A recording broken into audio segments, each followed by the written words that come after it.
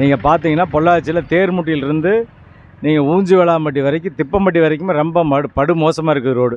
ஆனால் இன்றைக்கி வந்து இத்தனை நாளாக பொள்ளாச்சி சுடுகாட்டு கட்ட பார்த்திங்கன்னா எத்தனையோ பேர் கீழே விழுந்து எல்லாம் மேலே விழுந்து பொம்பளை பிள்ளைகள்லாம் பைக்கில் வரும்போது கீழே விழுந்துட்டு பெட்டிஷன் எல்லாம் கொடுத்து இது வரைக்கும் அந்த ரோடு ரெடி ஆகலை.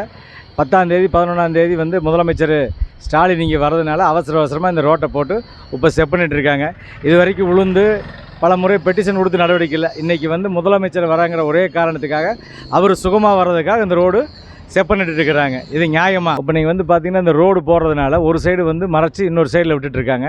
இந்த ரோடு எப்போயுமே ஒரு ஆபத்தான ரோடு. ஏகப்பட்ட ஆக்சிடெண்ட் நடந்து ஏகப்பட்ட பிரச்சனைகள் நடந்து பைக்கில் விழுந்து லாரியில் விழுந்து எத்தனையோ பேர் இறந்துருக்காங்க. இப்போ ஒரு சைடு விட்டுருக்காங்க, அதுவும் பிரச்சனை தான். இரவு நேரத்தில் வந்து பொறுமையாக இருந்து நல்ல விதமாக போடலாம். ஆனால் அதையும் விட்டுட்டு இந்த மாதிரி இப்போ இப்படி பண்ணிகிட்டு இருக்கிறாங்க.